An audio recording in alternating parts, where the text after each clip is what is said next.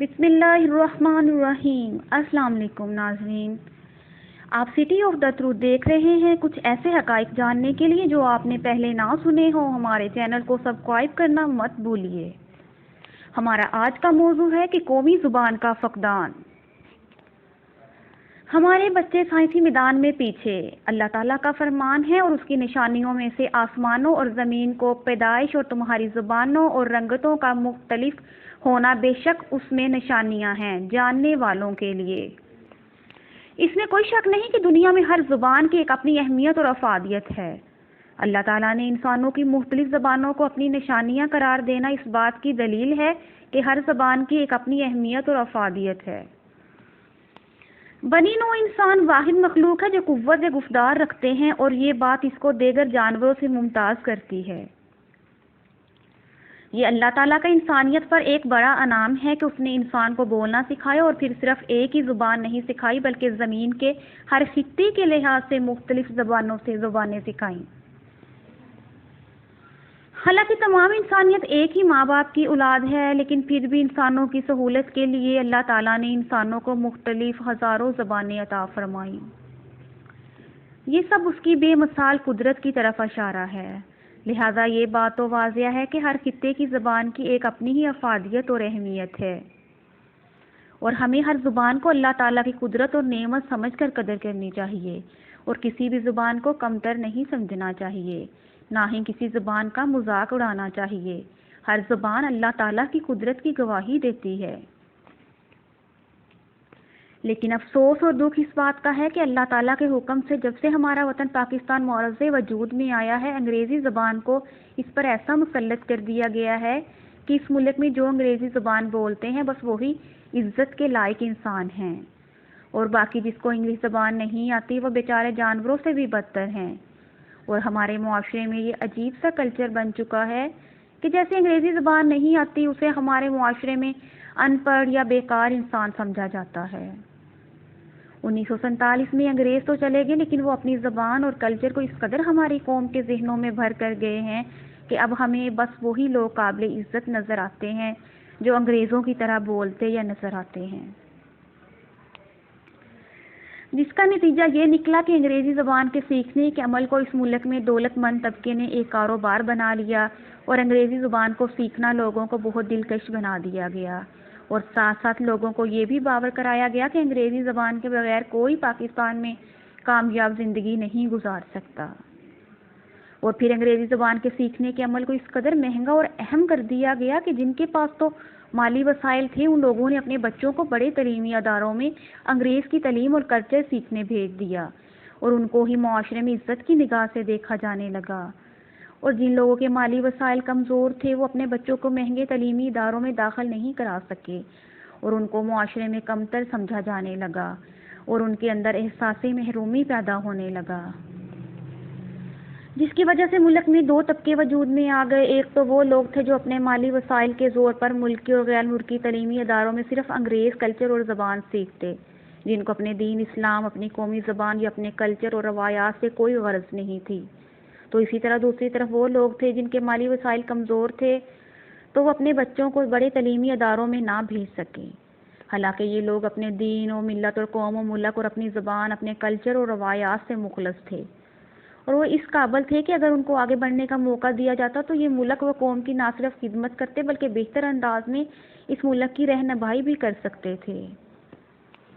لیکن ملک میں دو طبقی نظام نے ان کا آگے بڑھنے کا راستہ روک لیا۔ ایک طرف یہ صورتحال تھی تو دوسری طرف حکومتی ایوانوں اور اداروں میں بھی ایسے افراد مسلط ہو گئے جن کی تربیت اور تعلیم انگریز کلچر اور زبان میں ہوئی تھی۔ انہوں نے بھی تعلیمی اداروں میں انگریزی زبان کو زبردستی مسلط کر دیا، جس کی وجہ سے ہمارے بچے نہ صرف یہ کہ تعلیم کے اصل مقصد سے دور ہٹ گئے بلکہ وہ باقی دنیا کے مقابلے میں سائنسی میدان میں بھی بہت پیچھے رہ گئے۔ تاریخ اس بات کی گواہ ہے کہ جن قوموں نے بھی عروج حاصل کیا ہے انہوں نے سائنسی علوم کو اپنی اصل زبان میں نہ صرف یہ کہ سمجھا بلکہ آگے بھی اپنی نسلوں تک منتقل کیا۔ آپ تاریخ اٹھا کر دیکھ لیں، چاہے وہ زمین کے کسی بھی خطے کی ہو، اگر انہوں نے دنیا میں عروج حاصل کیا تو اسی وقت کیا جب انہوں نے اپنی مادری اور قومی زبان میں سائنسی علوم کو سمجھا۔ الحمدللہ ہم مسلمان ہیں۔ کیا ہم اپنی ہی تاریخ بھول گئے ہیں کہ مسلمانوں نے کیسے عروج حاصل کیا تھا؟ اللہ تعالیٰ نے جب بھی کسی قوم کی رہنمائی کے لیے اس میں کبھی رسول یا نبی کو بھیجا تو اسی قوم کی زبان میں بھیجا اور اسی قوم کی زبان میں اپنی تعلیمات اور ہدایات دے کر بھیجا۔ پھر اسی طرح جب اللہ تعالیٰ نے اپنے آخری رسول جناب محمد صلی اللہ علیہ وآلہ وسلم کو عرب کے خطے میں بھیجا تو اسی قوم کی زبان میں بھیجا اور اسی قوم کی زبان میں اپنا آخری کلام قرآن مجید نازل کیا۔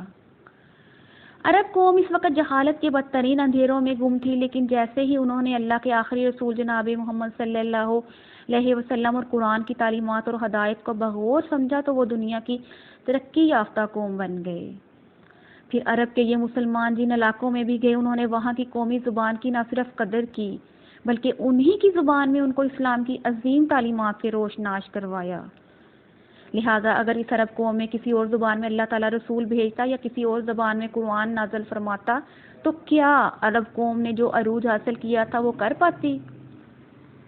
ہرگز نہیں، بلکہ ناممکن تھا۔ پھر اسی طرح آپ دیکھ لیں جب مسلمانوں کو دنیا میں عروج حاصل تھا تو اس وقت یورپ کی اقوام جہالت کے اندھیرے میں گم تھی، لیکن جب انہوں نے مسلمانوں کے مختلف علوم کو اپنی قومی زبانوں میں منتقل کر کے اپنی درسگاہوں تک پہنچایا تو انہوں نے بھی دنیا میں عروج حاصل کر لیا۔ یہی حال امریکہ، جاپان اور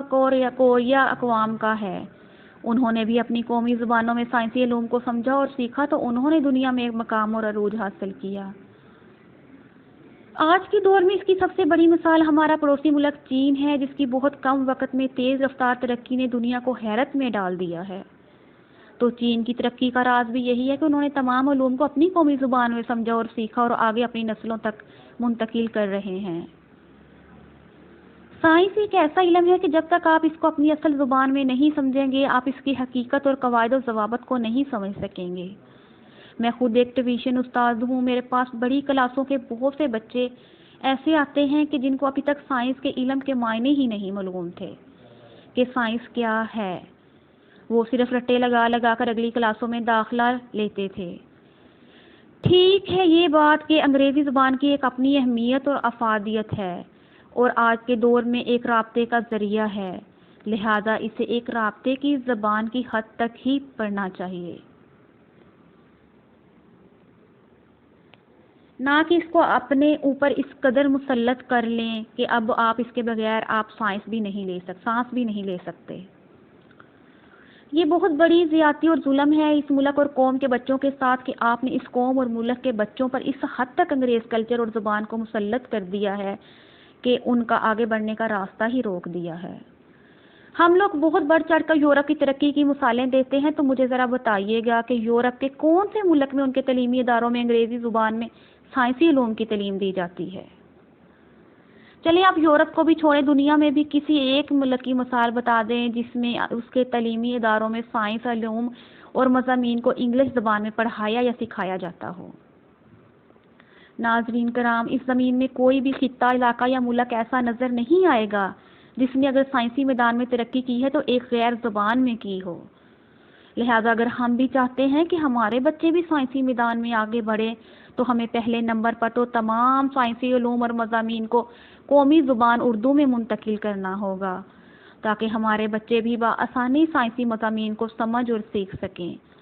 اور دوسری بات، انگریزی زبان بس ایک رابطے کی زبان سمجھ کر سیکھیں، نہ کہ اس کو اپنی کامیابی کا معیار سمجھ کر ہرگز مت سیکھیں۔ ناظرین، اپنی قیمتی رائے کا اظہار کمنٹ میں ضرور کیجیے گا اور اگر ویڈیو حقائق پر مبنی لگے تو آگے ضرور شیئر کریں۔